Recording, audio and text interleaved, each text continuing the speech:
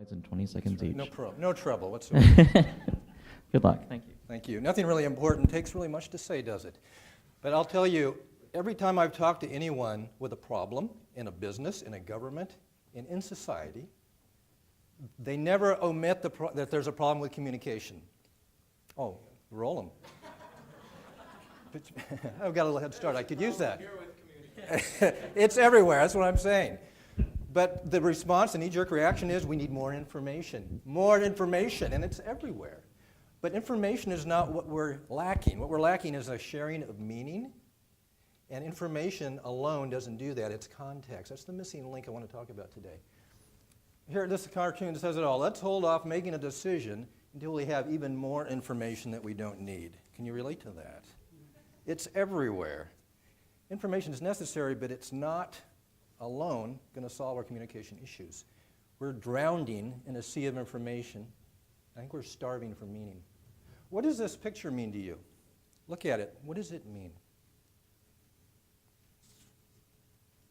Now, if I tell you this man is flipping through a family photo album he found in the rubble of his old home, now what does it mean? Information is necessary and useful, but without context, it doesn't mean anything. So what is context? The surroundings, circumstances, environment, background, or setting which determine, specify, or clarify the meaning of an event. It's not information, it's the frame around the story. It's the setting. We don't usually see that or talk about that. I want to share a brilliant illustration of context. This is the shortest correspondence perhaps in history between famous author Victor Hugo, who published Les Miserables, a very famous book. After several weeks, he left on an extended vacation. He left on an extended vacation to recover from his effort, and he wanted to know how his book was doing, so he sent that letter to his publisher. And his publisher responded. How much information do you see there? Virtually the minimum required for any communication, yet a lot of context. A lot of context. So, the fascination with information we send is, we tend to forget that it's about sharing meaning. And that's what information is for. It's to help us share. It's helped me to share what's inside my head and inside my heart and have you have that same feeling. That's what information is for. It's not about the information, but how information impacts us is everything. What in the world does that mean? This year, the trees decided to consolidate autumn into one big leaf. Now, once you know that, I don't have to share that information anymore, and you know what that picture means. It's about the context. I want to share a term, exformation. It's a term coined by a Danish writer, Tor Nordstranders, for missing information in communication. Exformation is information used to convey context. It's implied. It's what we consider before we say something that we don't say that makes the communication happen. What's the context for fish? What would you say it is? Yes, water. But you don't find fish living out of water, but none of them know they're in it. We don't really know we're in air until scientists told us we were. It's there, it's all around us, but we don't need to talk about it. Elegant communication requires the omission of needless information. Our only clue to a very well-communicated piece of art or writing is the elegance of the finished product. We all know, if we've written it all, how much work it takes to craft a very fine paragraph. Way more than you see is omitted. It's left. It's exformation. You don't see it. Poetry evokes depth of feeling and mental pictures with very few words. A glance between lovers speaks volumes. It's not about the information.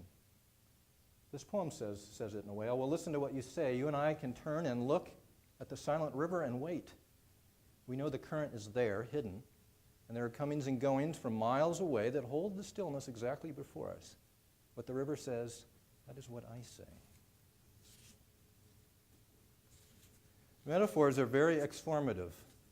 Couch potato, you know what we're talking about when I say those two words. Roadhog.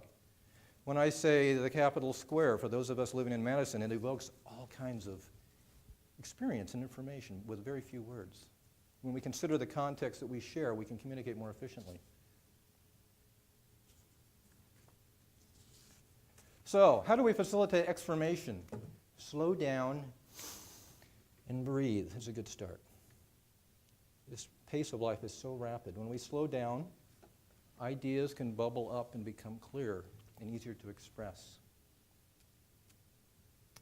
Tune to your senses. Our bodies can never not be here in the present, but when we are in our heads, caught in thinking, we are isolated from ourselves, from the moment, and therefore from each other.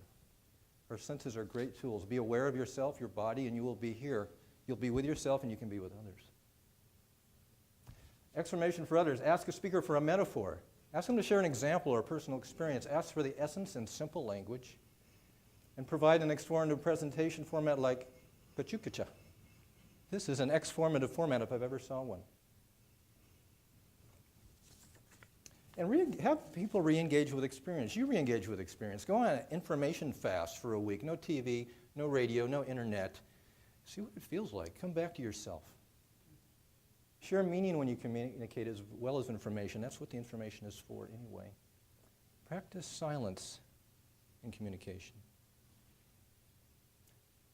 What does this say? How many different things can you see in that picture? Without context, it could mean anything. And that's what usually happens when we communicate. Without sharing context, people may have no idea what we're talking about. So some resources for you, free resources. If I can help you with your groups, if I can help you be exformative in your life, I'd be happy to. Thank you.